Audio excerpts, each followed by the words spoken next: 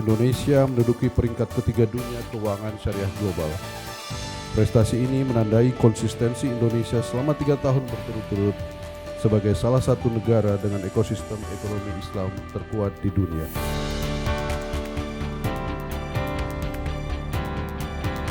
Selamat datang di Metro TV Syariah Economic Forum 2026, Accelerating Growth and Prosperity, Path to Global Impact.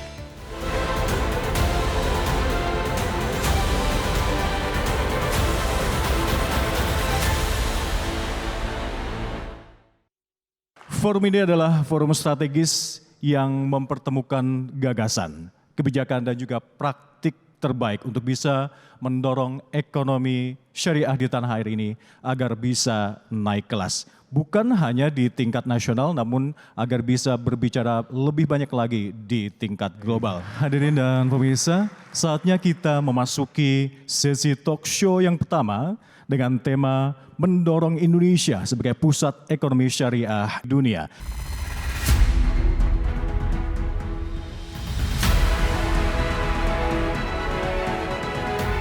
Dan untuk mengupas tema besar kali ini secara komprehensif dan mendalam, mari kita undang moderator kita yang merupakan seorang ekonomik senior, akademisi sekaligus pengamat kebijakan publik. Kita sambut bersama ekonom senior Institute for Development of Economics and Finance INDEF, Profesor Dr. Didin S. Damanhuri. Kami persilakan.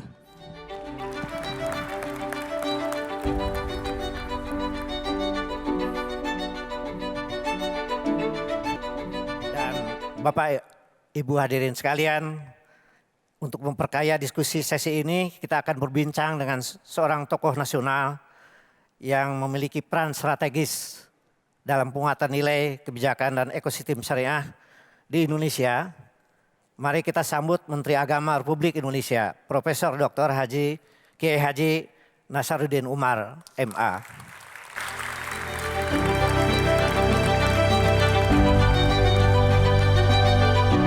Baik, silakan.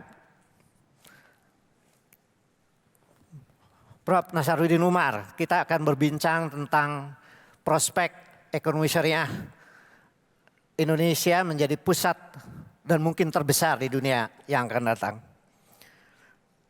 Dalam tagline event Syariah Economy Forum tahun ini adalah Accelerating Growth and Prosperity Path to Global Impact. Mendorong pertumbuhan dan kemakmuran. Langkah Indonesia menuju pemain global syariah. Menurut Prof. Nasar, seberapa penting Indonesia memimpin ekonomi syariah global? Silakan, Pak. Baik, Prof. Didin ya. Jadi sebelum kita lebih jauh ya, izinkan saya memberikan sedikit prolog ya. Karena istilah syariah ini saya ingin clearkan dulu ya. Jangan sampai nanti ada image bahwa kok serba syariah di Indonesia ini apapun juga syariah. Ini pernah terjadi ketika kami berkunjung ke Parlemen Australia. Saya kok ditanya itu, jangan-jangan ini selangkah lagi masuk ke Piagam Jakarta ini. Kok kenapa serba syariah, istilah-istilah Arab. Nah begitu saya memberikan penjelasan, saya diberi kesempatan, Anda harus menjelaskan kepada teman-teman saya di parlemen yang lain. Dan saya ingin mengingatkan bahwa Indonesia itu perannya sangat besar. Seandainya bukan karena Indonesia, mungkin citra Islam itu akan dicap sebagai agama teroris, agama garis keras, agama yang kaku, agama apa. Tapi kehadiran Indonesia di muka permukaan bumi ini itu menyelamatkan wajah Islam, menyelamatkan wajah dunia Islam, bahwa ternyata Islam tidak seperti yang dipersepsikan oleh sebagian orang. Katakan Paus Benediktik ya, ketika masih hidup itu, dia menulis satu artikel itu sampai diulas menjadi viral di mana-mana, bahwa kalau perbankan akan menyelamatkan dunia kemanusiaan, maka kita harus jujur, kita harus mengadop sistem perekonomian Islam. Ini seorang Paus loh, orang nomor 1 itu. Paus Leon ya Pak ya? Dimuat di dalam Le Osservatore, majalah resmi Vatikan, dan diulas oleh 2 ekonom Italia pada waktu itu. Dia dengan begitu pasti menceritakan tentang mudharabah dan musyarakah. Jadi menurut beliau, kalau perbankan ini betul-betul kita akan jadikan semacam sokoguru untuk menciptakan keadilan sosial, maka kita harus mencontoh atau kita harus belajar tentang apa-apa yang diperkenalkan oleh perbankan syariah dengan pendekatan mudharabah masyarakat. Jadi saya kira ini prolog yang sangat penting untuk saya sampaikan kepada kita semua. Jangan sampai nanti ada kecurigaan di antara kita, ini kok ada serba syariah ini. Nah, sedikit mungkin diungkap Pak, mengapa begitu penting di dalam keuangan syariah prinsip mudharabah musyarakah itu sehingga bisa memecahkan masalah-masalah kemiskinan, ketimpangan. Iya, bagus sekali pertanyaan Prof. Didin, dan itu menjadi inti perjuangan kita sebetulnya ya. Bahwa ekonomi syariah itu bukan hanya untuk memberikan kepentingan terhadap komunitas muslim, tetapi ini dunia Islam dalam hal ini konsep syariah itu kan for all ya, bukan hanya untuk satu kelompok tertentu saja. Bagaimana menciptakan keadilan sosial, keadilan ekonomi, dan win-win solution dalam mengatasi berbagai macam persoalan ekonomi, itu yang menjadi atensi terhadap konsep ekonomi syariah. Kita lihat ya, bahwa ternyata dunia internasional sekarang ini memberikan apresiasi yang luar biasa ya, betapa pentingnya untuk mengembangkan konsep ekonomi syariah ini. Kita lihat seperti negara-negara Amerika sendiri kan, Amerika Serikat ini, di beberapa negara Eropa, termasuk Italia yang saya sebutkan tadi, apalagi di Inggris itu, luar biasa itu caranya untuk merebut pasar, karena pasar umat Islam sekarang ini 1,5 miliar ya kan, lebih dari 1 miliar, itu kan pasar yang luar biasa. Dan Indonesia ini adalah negara yang terbesar umat Islamnya. Jadi seharusnya kita Indonesia menjadi sokoguru, seharusnya menjadi teladan, seharusnya menjadi pilot projectnya itu untuk gagasan-gagasan yang seperti kita akan kembangkan ini. Kita baru urutan ketiga, tapi insya Allah saya yakin dalam tempo yang tidak terlalu lama kita akan menjadi the best one. Ya. Sebagai bukti empiris Pak ya, bukan hanya di Indonesia, kan bukan Timur Tengah saja mata. Di negara-negara Eropa atau Amerika sudah cukup lama operasi keuangan syariah ini yang dimanfaatkan untuk masyarakat-masyarakat yang bukan hanya muslim kan Pak ya? Betul. Konsep koperasi itu kan sebetulnya asas ya kita istilahkan dari sisi lainnya Pancasila ya, ekonomi Pancasila. Ya. Saya ingat dulu Pak Mubiarto ya dari Gajah Mada itu benar-benar memberikan suatu konsep ekonomi Pancasila yang saya perlu diaktualkan kembali. Pak Prabowo sekarang ini juga mengaktualkan kembali ya pasal 33 Undang-Undang 45 kita itu saya kira warga negara Indonesia yang punya wawasan yang luas itu pasti akan memberikan dukungan dan terbuktikan sekarang ini ya. Ada tanda-tanda perbaikan ekonomi kita, terutama pertumbuhan ekonomi syariah itu saya sih kalau bisa menganggap itu sangat fantastik ya kan. Kalau kita lihat dalam grafik statistik itu 2 tahun terakhir ini naik gitu ya.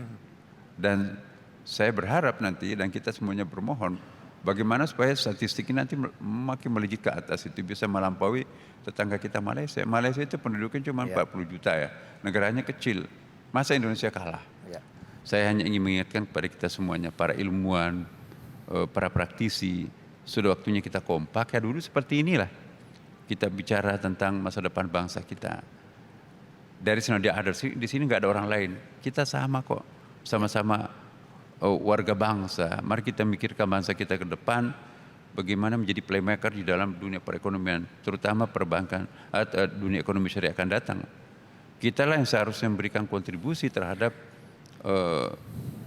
negara-negara muslim lain. Saya baru pulang dari Mesir, Pak.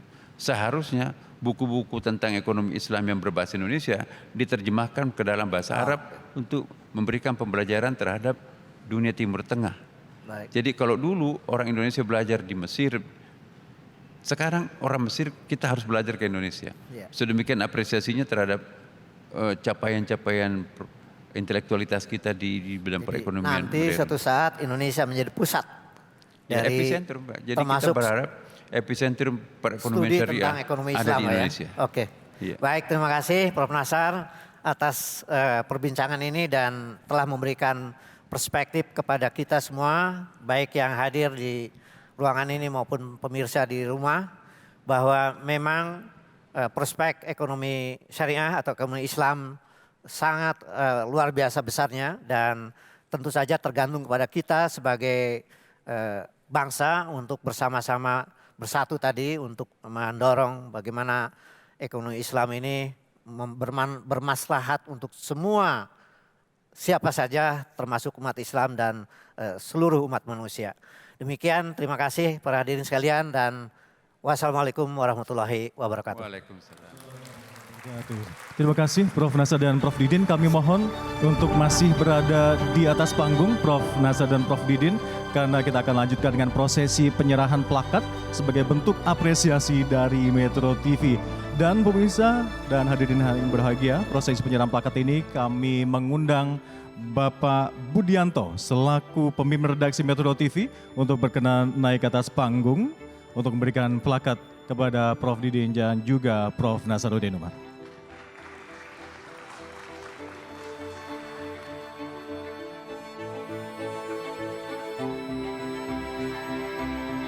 Baik, untuk berfoto bersama dulu, Mas Bud. Teman-teman fotografer dan media untuk bisa mengabadikan momen ini. Kita hitung bersama, 3, 2, 1.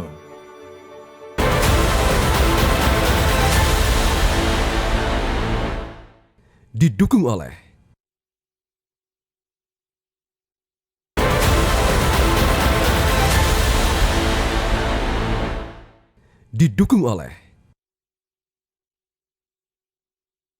Di sesi yang kedua kita ini akan membahas yakni terkait dengan salah satu kunci utama untuk mencapai visi besar Indonesia menjadi pusat ekonomi syariah dunia, yakni yang tidak kalah penting adalah penguatan inklusi keuangan syariah. Dan tentu saja strategi ini membutuhkan kolaborasi yang kuat karena inklusi keuangan bukanlah sekedar statistik dan angka belaka. Akan kami hadirkan moderator di sesi talkshow yang kedua. Beliau adalah senior saya, sahabat saya, jurnalis senior dan juga moderator yang akan memandu diskusi di sesi kedua, Leonard Samosir.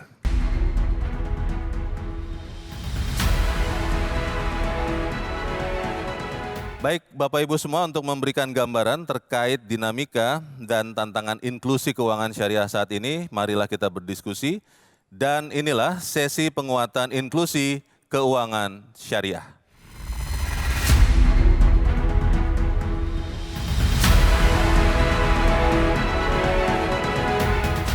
Dan Bapak Ibu semua, teman-teman semua, untuk membahas tema ini secara lebih tajam dan konstruktif, kita ingin benar-benar belajar, maka telah hadir bersama kita para narasumber yang berperan strategis dalam mengembangkan keuangan syariah, ekonomi syariah di Indonesia. Saya panggil juga untuk naik ke atas panggung, Direktur Pengembangan Perbankan, Pasar Keuangan, dan Pembiayaan lainnya dari Kementerian Keuangan, Bapak Adi Budiarso. Kemudian kami juga mengundang untuk naik ke atas panggung, Wakil Ketua Komite Pengembangan Keuangan Syariah yang juga adalah Deputi Komisioner Pengaturan, Perizinan, dan Pengendalian Kualitas Otoritas Jasa Keuangan, Bapak Deden Firman Hendarsyah, dan kemudian Direktur Eksekutif Indef, Ibu Esther Sri Astuti. Sangat menarik Bapak-Bapak dan Ibu Esther. Nah, kalau saya ingin bertanya dulu kepada Pak Adi sebetulnya kalau melihat kondisi terakhir perkembangan ekonomi syariah di Indonesia, Pak Adi, itu seperti apa dan apakah memang yang tadi diharapkan oleh Prof. Didin ya ditanyakan, bahwa pada suatu saat Indonesia akan menjadi pusat ekonomi syariah, itu bisa atau tidak, Pak Adi?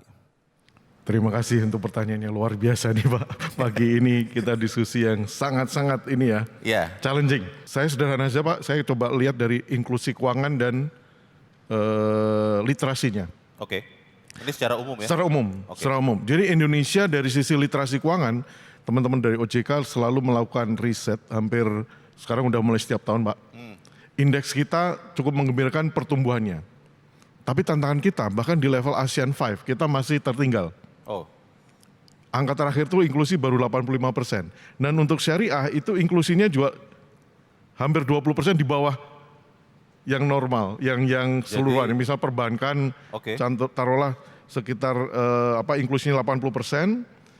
Di syariah ini selisihnya malah luar biasa, masih di bawah 20% Pak, masih 13% angka 2024 itu inklusi keuangan syariah kita baru di 13,41%. Perbankan sudah 80,51%. Iya. Dari sisi literasi, syariah masih 43%, literasi indeks keuangan kita 66,46% di tahun 2024 saja. Menariknya adalah literasinya lebih tinggi dari inklusinya. Artinya Bapak Ibu, potensi syariah ini masih besar.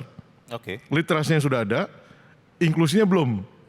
Nah, salah satu mempercepat untuk inklusi adalah mendorong untuk akses yang lebih mudah. Iya. Salah satunya digitalisasi dan campaign seperti acara hari ini Pak. Iya. Pak Deden, kalau bicara tadi yang disampaikan juga oleh Pak Adi, itu kan sesuatu yang harusnya kerja bersama ya Pak. Bagaimana inklusi dan literasi. Saya agak penasaran juga Pak, kalau kata teman-teman mahasiswa ini kepo ya, bahwa inklusi itu ternyata masih lebih rendah daripada literasinya. Artinya kan kalau saya terjemahkan, masyarakat Indonesia mengerti apa itu ekonomi syariah, mungkin termasuk produk-produknya, tapi masih belum embracing itu kira-kira kenapa Pak Deden? Baik, terima kasih Pak Leon, ya. Saya panggilnya Pak Leo. Ya. Terima kasih juga tadi Pak Adi sudah memberikan di awal ya informasi bahwa memang angka literasi keuangan syariah kita lebih tinggi dibanding inklusi keuangan syariah. Meskipun dari sisi literasi pun sebetulnya masih agak kecil ya, 43%. Masih perlu perjuangan. Masih perlu perjuangan untuk menyamakan dengan konvensional. dibandingkan dengan yang konvensional. Tapi memang ada gap antara literasi dan inklusi. Oke. Gap, apakah ini problem? Bisa jadi problem. Tapi mungkin kami supaya bersemangat nih, kami menyebutnya good problem. Gitu. Good problem, oke. Kenapa good problem? Yeah. Good problem karena seperti yang Pak Adi tadi sampaikan, kita melihat di sana ada potensi kan Pak? Iya. Ada potensi gap sebesar kurang lebih 20%, 30% yang belum di tap market itu oleh industri keuangan syariah. Oh. Itu yang yang saya sampaikan sebagai good problem gitu. Sebelum dilanjutkan, saya tahu Bapak bersemangat. Kita ingin mengundang dulu ke atas panggung Direktur Finance and Strategi BSI, Bapak Ade Cahyo Nugroho. Kita berikan tepuk tangan untuk Pak Ade. Sebelum dilanjutkan ke Pak Deden, karena Pak Deden sudah sebut-sebut, ini pertumbuhannya sebenarnya pesat. Ini saya langsung ke Pak Ade dulu. Pak Ade, kalau BSI kan pertumbuhannya luar biasa ya Pak. Di tahun 2025 ada angka-angka yang meningkat sangat signifikan. Sebetulnya tadi sebelum Pak Ade sampai, Pak Ade, kita sudah bicara soal inklusi dan literasi. BSI itu mengatasinya seperti apa Pak untuk ada gap seperti itu? Silakan Pak Ade. Terima kasih. Jadi kita bersyukur terutama perjalanan Bank Syariah Indonesia 5 tahun terakhir. Growth itu memang datang dari satu, tadi Pak Deden sampaikan, ada peningkatan signifikan dari literasi. Oke. Jadi pertama data yang kita lihat dari tahun 2021 ke 2025, yang berbeda total kalau dari masyarakat itu ada peningkatan literasi yang signifikan. Meskipun inklusinya nyusul belakangan. Yeah. Nah literasi ini memang peran kita pakai riset dulu sebelum kita melakukan langkah di Bank Syariah Indonesia. Sebenarnya apa sih yang menjadi gap terbesar di mata masyarakat untuk mereka shifting ke Bank Syariah? Oke. Surprisingly, jawaban yang kita dapatkan itu bukan mengenai kesyariahan. Oh. Nomor satu jawabannya adalah physical presence. Oke. Makanya tadi kalau pertanyaannya apa yang paling basic kita lakukan? Iya. Setelah kita merger dan kita punya 1000 cabang lebih, yang mulai setara dengan mungkin bank setara BCA, kita melakukan memang branding secara masif. Oke. Jadi melalui physical presence, pertama cabang dulu, Iya. dan yang terakhir 2022, 2023 kita secara masif nambah jumlah ATM. ATM-nya. ATM. Oke. Jadi kita baru, mungkin Bapak Ibu menyadari, kapan sih terakhir lihat ATM dari Bank Syariah? Sangat jarang. Iya. Bahkan dulu di BSI sekalipun ATM-nya 2000 itu tapi ada di cabang. bukan di public space. Oke. Makanya kita akhirnya tahun 2023 seingat saya kita beli 5.000 ATM baru dan kita taruh di publik. Jadi di publik itu termasuk sekarang di MRT ada dan segala macam ada. Ini ada gambarnya nih Pak di belakang. Oh Pak. iya ini. Iya. Jadi ini mungkin, jadi kita melakukan semua ini pakai riset, pakai data. Jadi saya sangat percaya demand untuk bank syariah itu nggak pernah jadi masalah di Indonesia. Tapi tentu nggak murah. Iya. 5.000 ATM ini kita ngomong angka yang besar. Iya. Itu jadi. Tapi worth it Pak. Investasi ATM itu kemudian meningkatkan jumlah nasabah. Sangat. Jadi Bapak Ibu sambil bercerita mungkin selain angka kami melaporkan juga Pak Deden tahun 2025 BSI mencatat rekor tertinggi sepanjang sejarah kita berdiri jumlah customer baru. Oh. Jadi kita tahun lalu nambah customer baru tuh hampir lebih dari 2 juta. Baik, terima kasih Pak Cahyo. Mbak Esther kalau melihat demand-nya ada, literasinya juga meningkat walaupun masih kerja keras ya Pak Deden, Pak Adi ya. Untuk menyamakan dengan konvensional, kalau Indef melihat sebetulnya potensial ini kenapa belum bisa 100% menjadi energi kinetik? Jadi ini pertanyaan yang sangat menarik ya, kalau kita lihat dari survei nasional ya, literasi dan inklusi keuangan, posisi Indonesia itu indikator inklusi keuangannya hanya 13,41% gitu ya. Nah survei ini dilakukan oleh OJK dengan BPS. Artinya apa? Artinya 1 dari 7 orang itu mereka yang baru menggunakan produk-produk layanan syariah gitu. Nah di sini kenapa bisa seperti itu ya? Tadi kalau kita lihat potensinya Indonesia itu kan luar biasa ya, jumlah penduduknya besar, kemudian kalau kita lihat muslimnya juga banyak, dan satu lagi kelas menengah yang muslim ini juga trennya meningkat gitu. Nah tetapi kenapa awareness ya, ada gap antara awareness dengan actual usage gitu, karena di sini akses ya terbatas pada produk layanan syariah seperti tadi ya dikatakan bahwa ternyata kalau nggak nampak di depan mata ATM, maka saya nggak tertarik untuk menggunakan gitu kan. Nah itu kan artinya aksesnya terhadap layanan syariah itu terbatas gitu kan. Nah yang kedua kalau kita lihat lagi, jangankan syariah gitu ya, konvensional saja orang masyarakat Indonesia yang bankable ini hanya 20% gitu loh. Jadi untuk pejuang-pejuang ekonomi syariah ini ya harus lebih struggle gitu, Bung Leo.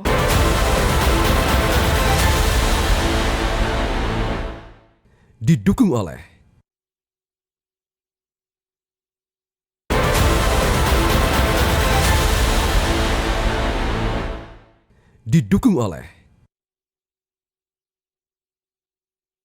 Kalau soal regulasinya Mbak Esther kan kita tahu bahwa Indef juga berkali-kali Mbak Esther dan kawan-kawan menekankan supaya ada undang-undang ekonomi syariah. Rancangannya mungkin sudah ada, saya tidak tahu. Itu seperti apa Mbak? Menurut saya pribadi dan pengamatan dari data-data yang serta literatur yang sudah saya baca ya, menurut saya karena potensinya ini sangat besar ya, maka rancangan undang-undang ekonomi syariah ini sangat urgent gitu ya. Kenapa? Karena pertama kita ngomongin zakat ya, kita ngomongin infak, sodakoh gitu ya, wakaf itu sudah ada ya. Tetapi kan terfragmentasi gitu kan. Adanya rancangan undang-undang ekonomi syariah ini membuat satu fragmentasi undang-undang peraturan-peraturan tadi bisa terintegrasi. Itu yang pertama. Yang kedua, kalau memang pengen memberikan menjadikan Indonesia menjadi pusat ekonomi syariah di dunia, maka ekosistemnya harus terbentuk. Ya.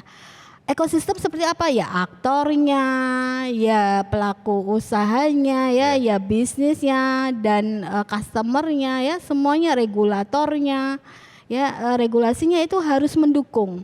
Nah, dengan adanya rancangan undang-undang ekonomi syariah berarti kan kita bisa memberikan ya dasar hukum yang kuat untuk memberikan insentif apa, insentif fiskal kah, insentif non fiskal kah, yang untuk bisa mendorong ekosistem tersebut gitu. Pak Deden, itu apa kabarnya Pak untuk undang-undang ekonomi syariah itu Pak Deden?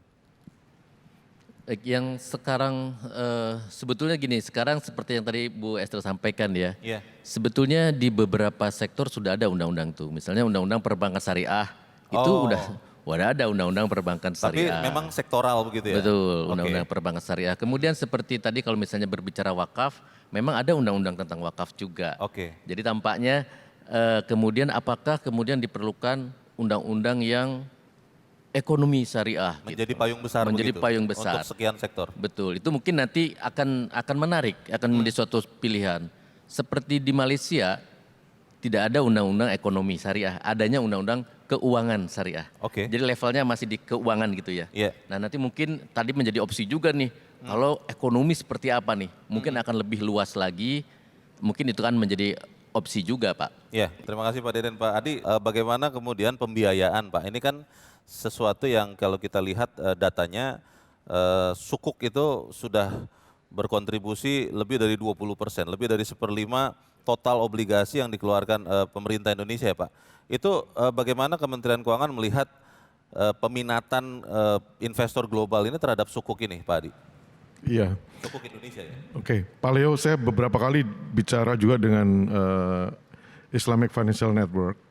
Memang suku Indonesia cukup salah satu instrumen yang sangat diminati global, Pak. Sangat diminati? Sangat diminati. Dan itu mungkin one of the best. Jadi waktu kita pernah sharing juga di G20, dan pertanyaan yang sebenarnya berlanjut dari Bapak kan bagaimana kan sebenarnya ini. Ini soal bagaimana ini penting, Pak. Karena setelah kita punya aspirasi, bagaimana mencapai aspirasi itu, Pak. Nah, saya ingin tunjukkan sedikit fakta nih. Nah, ini, Pak. Tadi Bapak sampaikan suku kita kontribusi market share-nya itu udah 23%. 23 malah ya sekarang. Pasar modal itu malah luar biasa Pak, 50. Tapi kalau kita bicara soal bagaimana kita meraih peluang ke depan, ada sesuatu yang salah di sini Pak. Coba Bapak lihat IKNB, asuransi pensiun. Ini baru 5% Pak. Dan secara nasional, tabungan masyarakat kita di asuransi pensiun baru totalnya 13% per GDP Pak. Itu sangat kecil dibanding Malaysia yang sudah 80% per GDP. Dan Malaysia sudah mulai nabung, nah ini soal bagaimana kembali Pak ya. Aspirasi yang besar tadi harus kita mulai cocokkan dengan behavior masyarakat kita. Behavior masyarakat kita itu terlalu banyak dalam tanda petik uang yang dikonsumsi tapi tidak ditabung.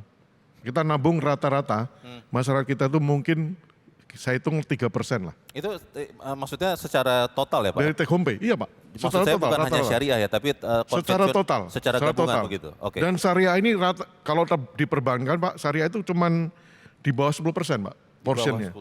Porsi dari total kapitalisasi perbankan kita. Di asuransi syariah pasti juga akan jauh lebih kecil lagi. Karena kita porsinya cuma 13% dari GDP, berarti yang syariah lebih kecil lagi Pak. Artinya kita harus wake up call Bapak Ibu. Kita punya potensi besar, tapi tantangan kita adalah habit kita. Kebiasaan kita. Dan ini akan mendukung financial security ke depan, Pak. Karena kalau kita nggak punya tabungan pensiun, artinya nanti misalnya 100 juta penduduk kita 2038 akan pensiun, itu langsung nggak punya tabungan hari tua, Pak. Tidak ada income? Tidak ada income lagi. Dan ini harus mulai sejak sekarang. Pak Cahyo, ini menarik, saya ingin bertanya ke pengalaman BSI, Pak Cahyo di BSI. Karena datanya, correct me if I'm wrong ya Pak, pembiayaan BSI itu mencapai 318,84 triliun rupiah dan fokusnya 90% pada segmen retail, UMKM, consumer, dan ASN atau BUMN. Ini apakah memang benar behavior seperti yang tadi ditengarai oleh Pak Adi itu, Pak Cahyo, bahwa lebih banyak itu konsumtif ya? Atau seperti apa Pak? Silakan Pak. Ya, jadi ini mungkin yang menarik, pertama kami sebagai pemain di lapangan tentu pertama ngucapin terima kasih kepada government dan khususnya OJK Pak.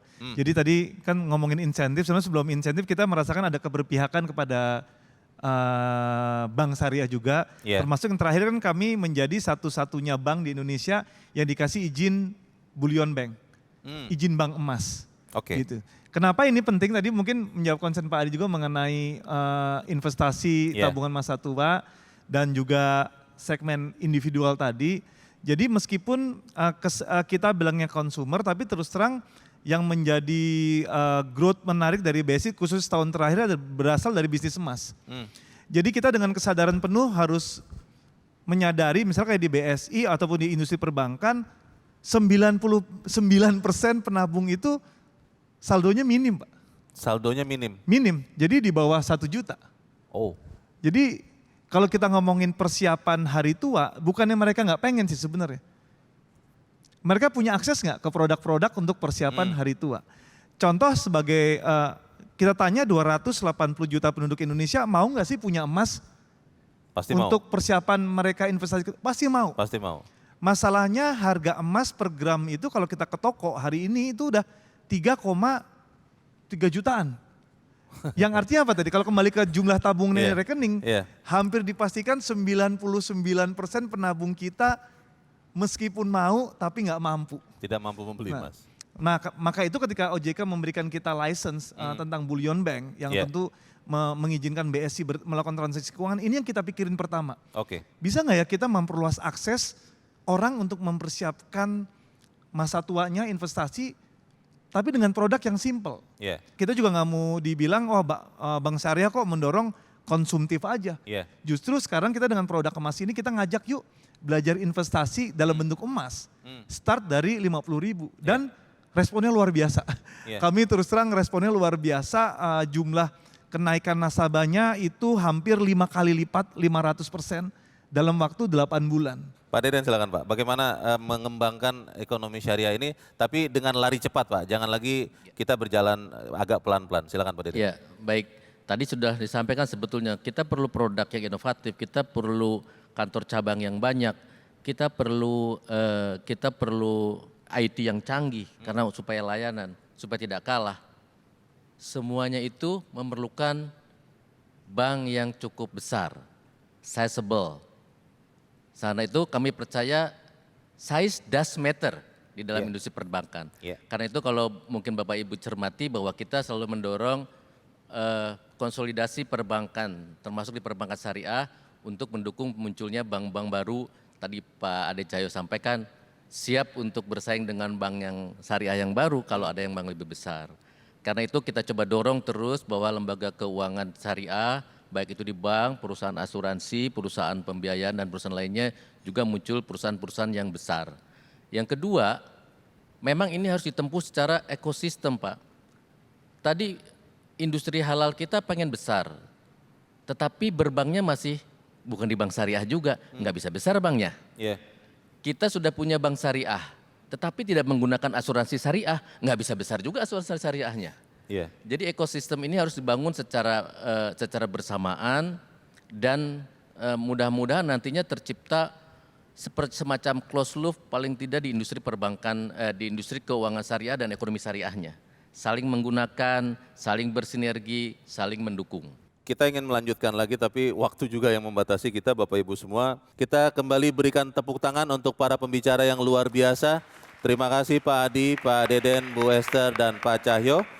Dan saya Leona Samosir terima kasih untuk peran serta Bapak Ibu teman-teman semua. Terima kasih, selamat siang. Terima kasih. Tepuk tangan dan juga kepada seluruh narasumber. Kami mohon untuk tetap berada di atas panggung karena sesaat lagi kita akan melanjutkan dengan prosesi penyerahan plakat sebagai bentuk apresiasi dari Metro TV. Untuk itu kembali kami mengundang Mas Budianto selaku pemimpin redaksi Metro TV untuk berkenan naik ke atas panggung untuk memberikan plakat. Baik. Kita akan bersama 3, 2, 1.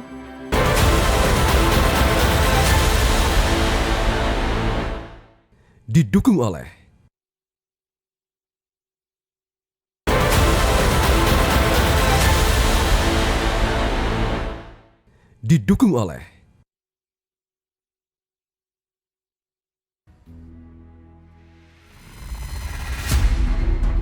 Baik, kita berikan tepuk tangan untuk Pak Anggito Abimanyu yang memasuki ruangan.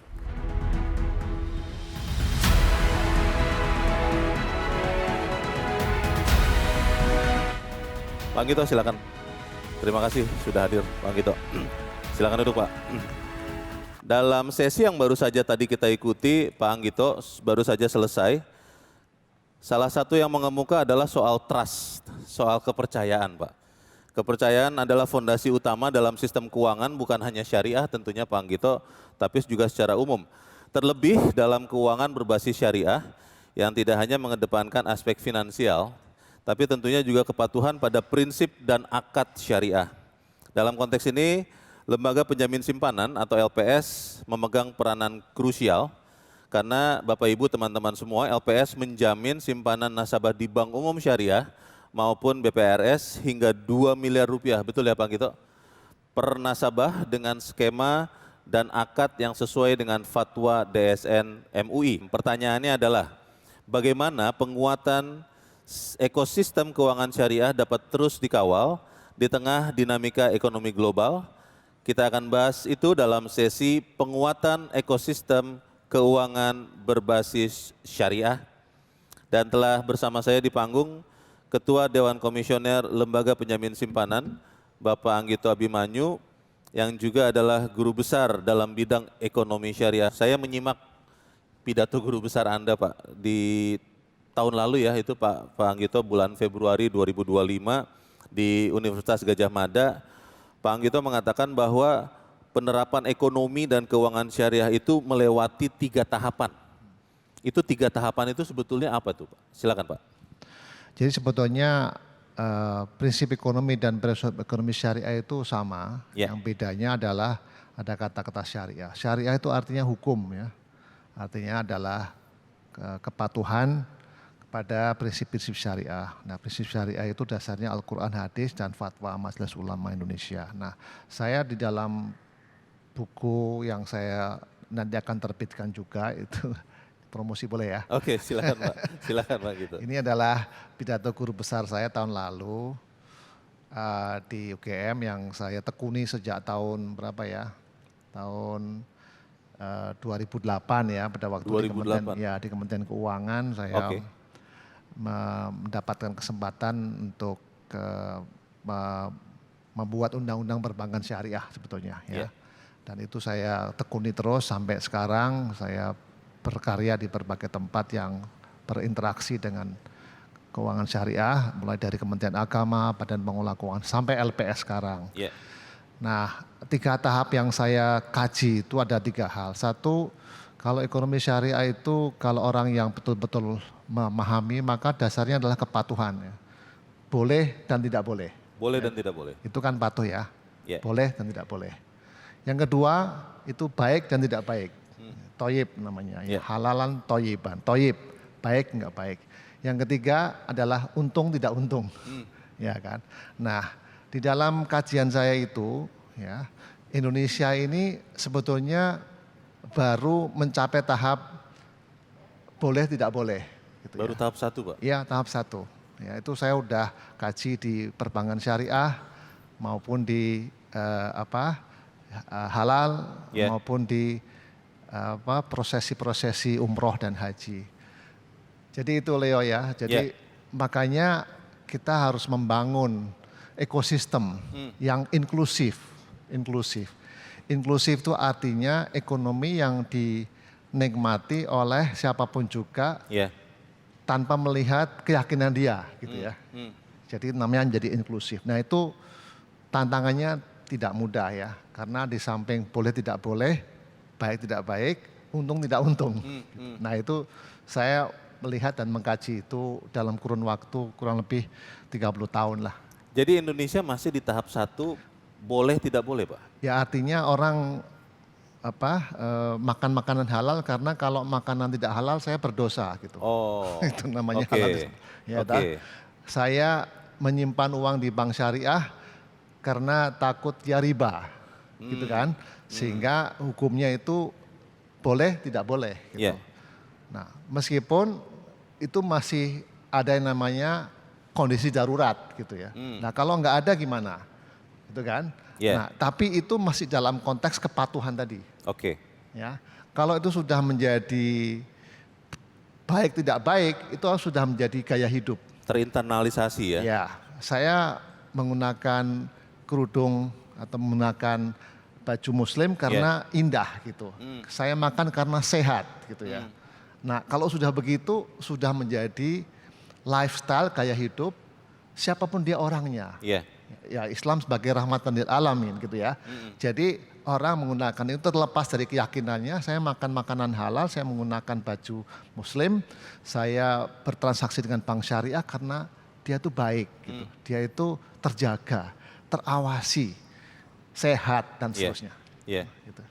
Itu memang akan di level 1 saja Pak Anggito, atau memang Indonesia itu memang akan bisa ke level 2 atau level bahkan 3 tadi Pak? Ya kalau di luar negeri ya di Amerika, di Inggris yang sebagai pusatnya keuangan syariah itu kan tidak ada bicara soal kepatuhan gitu ya. Transaksi ini menguntungkan gitu aja. Menguntungkan dan berprinsip syariah. Ya, prinsip syariahnya itu nomor 2 gitu. Yang penting dia untung tetapi tidak melanggar ketentuan gitu. Gitu. Ya kan, makanya pusat-pusat kajian halal, misalnya pusat-pusat kajian ekonomi keuangan syariah itu di London dan di New York gitu. Karena mereka sudah mencapai level di atas itu. Tapi tidak, maksud saya begini, itu bukan sesuatu yang harus dari level 1 kemudian jadi 2, jadi 3, bukan begitu kan Pak? Harusnya ekonomi syariah itu, ekosistem syariah itu melingkup tiga syarat tadi atau tahapan tadi. Ini bukan tahapan stages ya. Tapi biasanya bagi negara muslim yang seperti Indonesia nomor 1 ya itu boleh tidak boleh gitu. Ya kan? Boleh tidak boleh. Nah itu baru tahap sekarang gitu. Nah seperti sekarang misalnya saya bertransaksi atau saya menyimpan di bank syariah atau UUS meskipun dia kurang menguntungkan saya lakukan itu karena kalau enggak saya berdosa kan gitu. Kepatuhan tadi itu kepatuhan, aspek kepatuhan gitu. Pak, dulu saya juga begitu, pokoknya saya nyimpan di bank syariah sampai sekarang. Tapi saya sekarang milih gitu, karena transaksinya semakin banyak pilihannya. Kalau dulu kan nggak banyak pilihan. Gitu. Kalau bicara tadi menarik Pak gitu soal inklusivitas ya. London atau mungkin tetangga kita ya, Malaysia, Singapura misalnya, itu kan juga tidak sebanyak di Indonesia penduduk muslim ya. Tapi mereka lebih advance untuk bicara soal, saya bicara soal keuangan syariah ini Pak. Betul. Bagaimana kemudian di Indonesia itu bisa melakukan atau mengembrace keuangan syariah ini tapi secara inklusif Pak gitu? Kalau kita bicara di Indonesia, memang satu-satunya jalan untuk meningkatkan leverage ya dari sisi ekosistem keuangan ya harus peran pemerintah. Nggak mungkin, Pak. Peran pemerintah? Iya, sekarang pemerintah. Tidak mungkin bank syariah itu akan menyaingi bank konvensional sampai kapanpun juga, karena sudah kadung gede bank konvensional itu, ya kan? Sudah kadung gede. BRI sudah berusia ratusan tahun. Bank Muamalat baru mulai tahun berapa ya, 80-an sekian lah gitu, saya lupa itu. Jauh lebih muda lah ya? Iya nggak mungkin lah, size-nya udah nggak mungkin. BSI itu harus ada intervensi pemerintah, maka di merger kan, sehingga kapitalnya besar, sehingga sekarang dia menduduki posisi nomor 5 atau nomor 6 ya, di bawah BTN kan gitu. Ya. Untuk bank pemerintah ya maksudnya? Iya, bayangkan kalau misalnya sekarang bank-bank daerah yang punya UUS, unit usaha syariah. Ya, dilakukan legal merger itu akan menjadi nomor 7 Pak sudah. Ya kan bank syariah nasional juga karena pemerintah. Kan tidak mungkin kalau mekanisme pasar saja. Bahkan sekarang OJK mau melakukan spin off, itu pasti akan membuat bank syariah jadi kecil. Gitu kan. Nah itu jadi hal-hal seperti itu yang mesti dipikir, karena kalau tanpa peran pemerintah tidak mungkin kondisi saat ini. Gitu ya. Ya sekali lagi BSI itu besar karena apa? Karena intervensi pemerintah untuk melakukan merger 3 bank syariah di bawah bank Himbara, yaitu BSM, BRI Syariah dan BNI Syariah.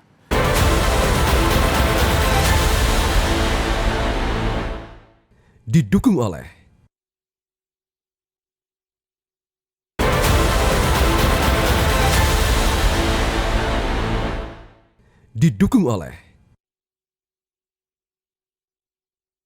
Pak Anggito tadi dalam diskusi sebelum sesi kita ini Pak, sebetulnya kalau bicara saham, kemudian yang lebih modern lagi kripto Pak, itu adalah instrumen keuangan yang syariah yang boleh kemudian teman-teman dan kita semua masuki atau seperti apa sebetulnya Pak?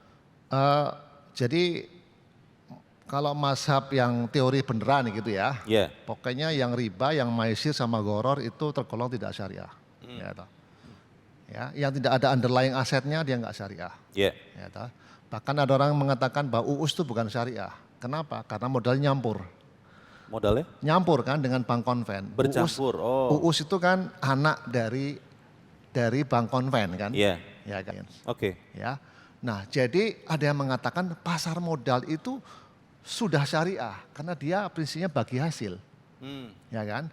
Tetapi tidak bisa dikatakan semua saham-saham yang dijual itu syariah. Karena misalnya kalau boleh nggak, kalau dia perusahaan emiten, dia mengandung unsur bisnis non halal. Kan nggak boleh jadinya kan gitu kan.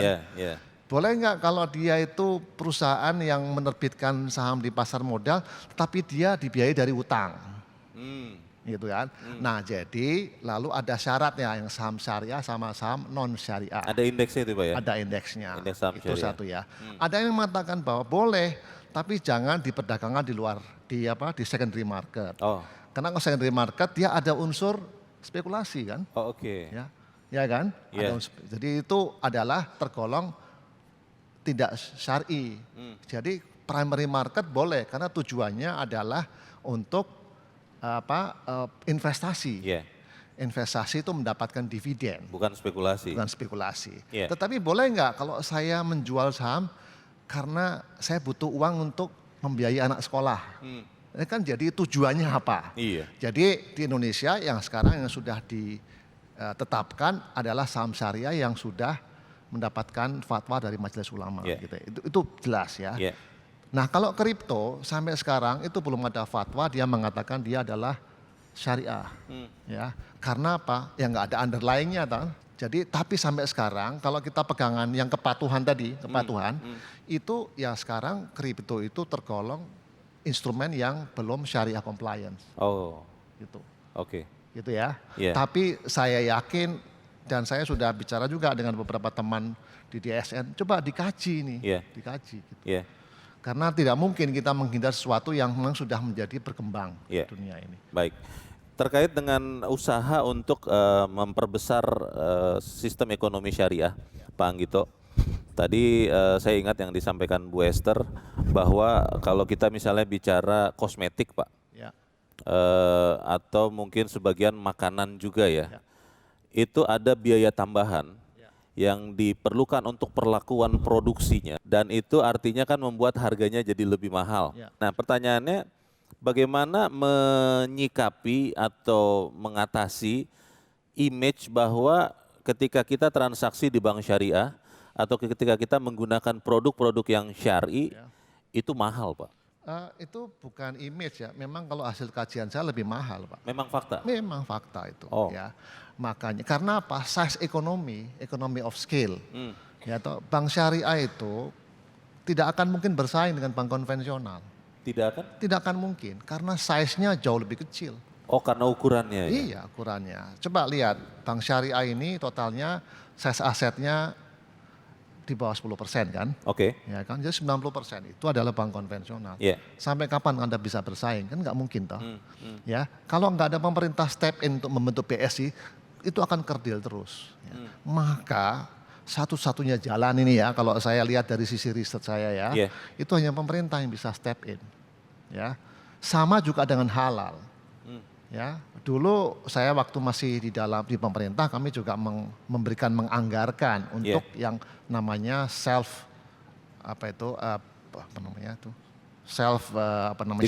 declare. Ya.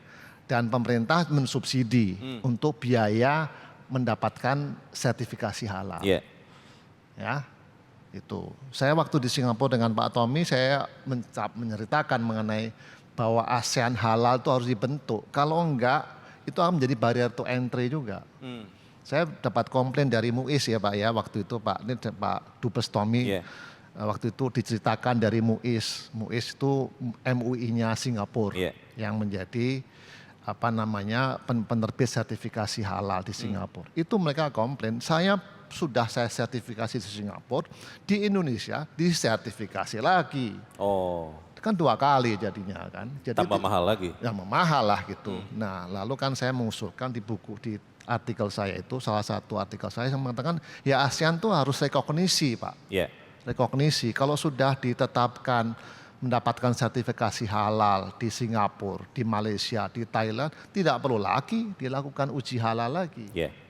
Kalau enggak ya jadi mahal. Karena mereka bilang saya Singapura, MUIS ataupun di MUIB di Brunei, kami nggak pernah melakukan sertifikasi halal kepada produk Indonesia yang sudah certified halal. Mereka mengakui Pak. Yeah. Nah kita juga harus mengakui, kalau enggak akan menjadi barrier to entry. Nah itu sama Pak, Pak Leo. Jadi memang harus ada negara hadir, ya hadir. Apakah secara dalam negara itu sendiri atau bilateral. Jadi kembali tadi intinya adalah kalau kemudian economic scale-nya ya Pak, ukurannya yang harus ditingkatkan supaya tidak lagi menjadi mahal kalau memang mau syari begitu ya? Iya, karena sekali lagi ya saya mensupport pembentukan BSN, gitu, Bank Syariah Nasional. Ya perlu ada satu bank yang dikonversi langsung saja. Ya seperti bank-bank daerah kan mengkonversi. Jadi size-nya jadi gede Pak. Coba apa yang kami lakukan di surat berharga negara. Surat berharga negara itu dulu itu hanya 12% dari total surat berharga. Sekarang udah 20%. Karena pemerintah menerbitkan lebih banyak surat berharga syariah negara. Sehingga menjadi lebih kompetitif. Karena beda Pak. Ya. Coba sekarang surat berharga syariah negara itu kan berbasis project, berbasis underlying. Beda dengan surat berharga negara. Surat berharga negara itu general purposes, bisa dipakai untuk apa saja. Jadi memang beda. Kalau mau Indonesia mau tumbuh, ya lebih banyak menerbitkan instrumen-instrumen syariah yang berbasis project, berbasis investasi. Terakhir Pak Anggito, lembaga penjamin simpanan yang sekarang Anda pimpin, itu kan tentunya juga memastikan sistem keuangan secara umum dan juga specifically syariah itu aman untuk semua, tapi juga kita harapkan bisa berkembang. Yang LPS lakukan Pak untuk ikut mendorong pengembangan keuangan syariah di Indonesia itu apa Pak? Ya mungkin 2 hal ya. Pertama LPS itu kan mengelola dana nasabah. Sekarang totalnya sudah mencapai 270 triliun, 6 triliun dana kelolaannya. Nah, dana itu tersebut kami tempatkan di instrumen keuangan. Nah, dulu itu instrumen keuangannya lebih banyak ke konvensional. Sekarang kami menambah porsi dari instrumen-instrumen syariah, SBSN. Kami itu sudah tahun lalu masuk di surat berharga itu kata 51 triliun, Pak. Nah, separuhnya atau mungkin 2/3-nya konven, tapi sudah semakin banyak porsi syariahnya, gitu ya. Itu. Nah itu ya. Nah yang kedua itu dari sisi dana yang kita kelola dan kita tempatkan. Jadi kami juga ikut berpartisipasi di dalam pengembangan instrumen syariah. Yang kedua juga kami kan premi ataupun bank yang menjadi peserta dari LPS itu kan ada bank konven, bank syariah, bank digital ya dan dan BPR gitu, BPR BPRS. Jadi kami juga kami juga memberikan penjaminan kepada bank syariah. Bahkan istimewanya kalau bank syariah itu tidak ada limit bunganya karena nggak ada bunga. Ya toh? Kalau bank konven kan sekarang ada bunga 3,5%. Ya toh, Pak Leo kan tahu ya. Kalau syariah nggak ada. Jadi kami ini memberikan privilege kepada instrumen ataupun bank-bank syariah karena kami tidak melimit atas dasar bunga karena di dalam syariah tidak ada bunga. Kemudian yang terakhir Pak untuk yang LPS, jadi kami ini sekarang mulai zaman saya ini menerbitkan laporan keuangan konvensional dan syariah kita bisa. Bisa Pak, boleh tepuk tangan dong ini. Boleh. Jadi sebelumnya tidak Pak, digabung. Nah, jadi kami sekarang sudah membuat laporan keuangan unaudited ya. Itu 2 keuangan konvensional karena memang kami melakukan resolusi bank konven, DPR konven ya. Kami menempatkan di instrumen konven. Kemudian karena sekarang ini yang jadi ketua adalah guru besar ekonomi syariah, kan gitu ya. Oke.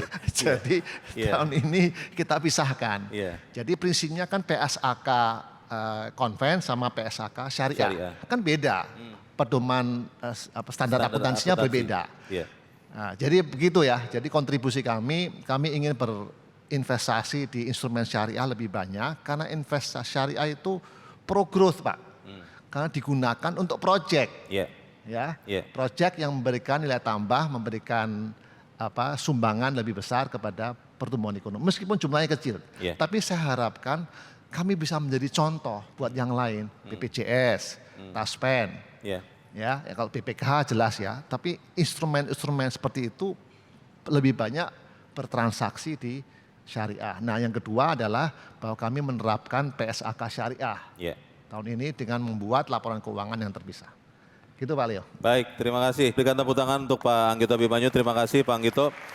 Dan saya percaya bahwa kembali lagi yang disampaikan oleh Pak Anggito itu adalah tugas kita bersama. Terima kasih Pak Anggito untuk kehadirannya dan penjelasan dan kemudian uraian yang sangat komprehensif. Untuk rangkaian acara selanjutnya saya kembalikan kepada rekan saya Hamdan Al-Kafi atau Alka. Terima kasih. Pak Anggito Abimanyu, terima kasih. Sekali lagi tepuk tangan untuk beliau berdua. Kami mohon untuk tetap berada di atas panggung. Pak Anggito akan mendapatkan plakat penghargaan dari Metro TV. Kembali saya undang Mas Budianto untuk naik ke atas panggung untuk memberikan penghargaan plakat kepada Pak Anggito Abimanyu saat ini. Teman-teman media atau fotografer untuk mengabadikan momen ini. Baik. 3, 2, 1.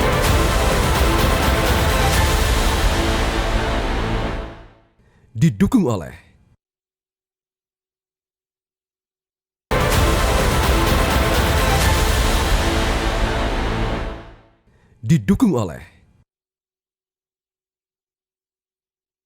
Hadirin yang insya Allah selalu dirahmati Allah Subhanahu wa Ta'ala, dalam rangkaian Metro TV Syariah Economic Forum 2026 ini, kita tidak hanya berbicara terkait dengan gagasan, perspektif kebijakan, dan juga strategi, namun juga kali ini kita akan memberikan penghargaan, apresiasi kepada para aktor nyata yang selama ini menjadi penggerak ekosistem ekonomi syariah di tanah air.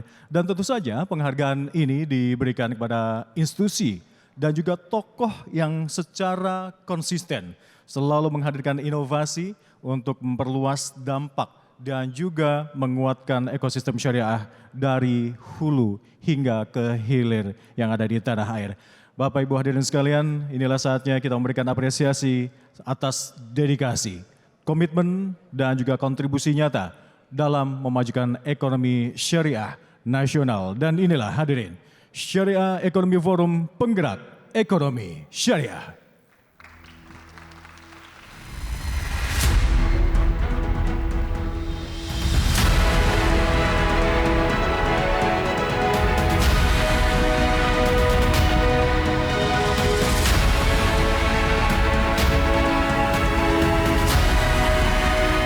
Dan penghargaan Syariah Financial Ecosystem Leader kali ini diberikan kepada PT Bank Syariah Indonesia Persero Tbk.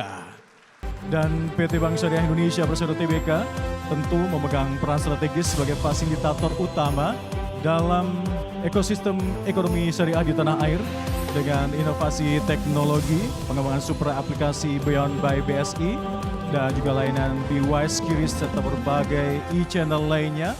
Untuk menerima penghargaan akan diwakilkan kali ini oleh Dias Hartadi selaku Senior Vice President Strategic Planning and Performance Plan Management PT Bank Syariah Indonesia Persero. Kami mohon untuk bisa ke atas panggung. Dan kali ini akan diberikan oleh Mas Arief Suditomo yang akan memberikan penghargaannya kali ini.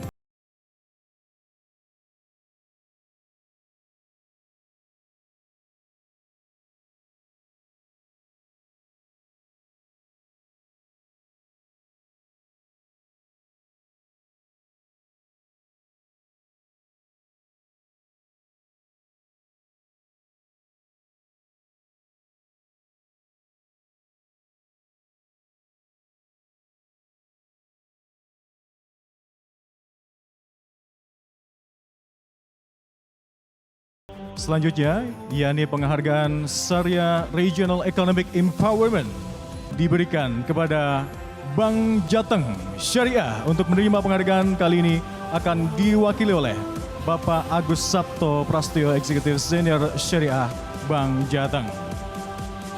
Kami silakan. Bank Jateng Syariah adalah penyalur kurs syariah terbesar di antara perbankan syariah daerah yang ada di seluruh Indonesia.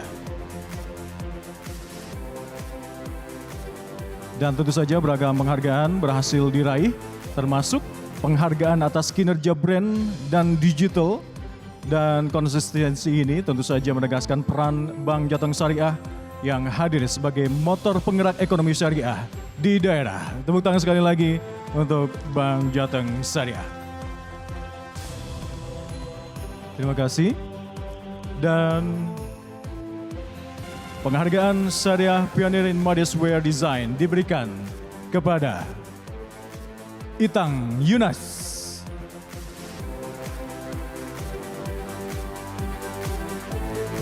Lebih dari 45 tahun, Itang Yunas telah menjadi tokoh kunci dalam pembangunan fashion muslim di Indonesia. Beliau membangun modest wear sebagai busana yang sopan, inklusif namun tetap modis. Tentu saja beragam lini menjangkau semua segmen masyarakat dan karyanya berhasil menembus panggung nasional.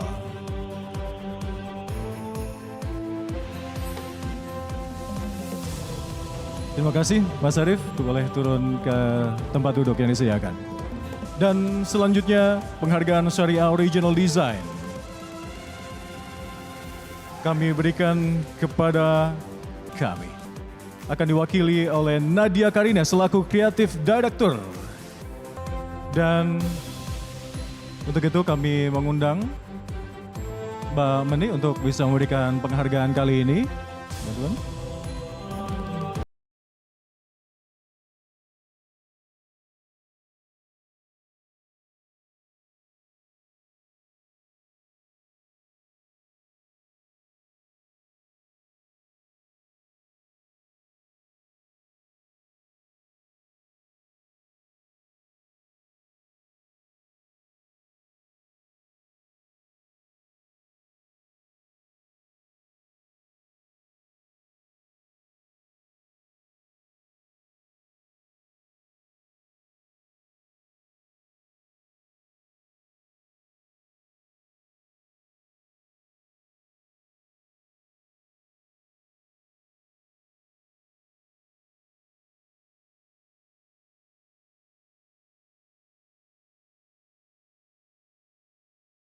Patuna Travel, kami mohon kesediaan Bapak Haji Syam Resviadi untuk menerima penghargaan di atas panggung.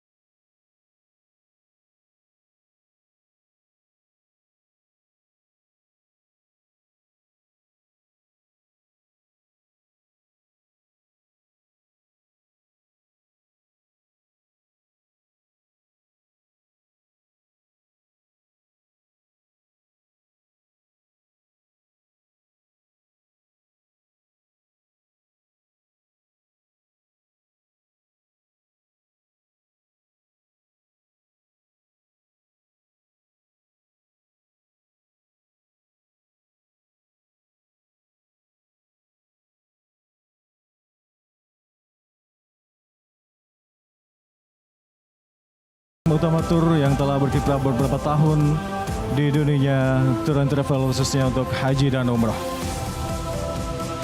Dan Bapak Ibu hadirin dan pemirsa, demikian seluruh rangkaian acara Metro TV Syariah Economic Forum 2026 dengan tema Accelerating Growth and Prosperity Path to Global Impact. Saya Hamdan Al-Kafi mewakili seluruh jajaran Metro TV mengucapkan terima kasih dan apresiasi tinggi-tingginya. Kita jumpa kembali di Syariah Economic Forum berikutnya dengan visi yang semakin besar dan semakin berdampak global. Wassalamualaikum warahmatullahi wabarakatuh.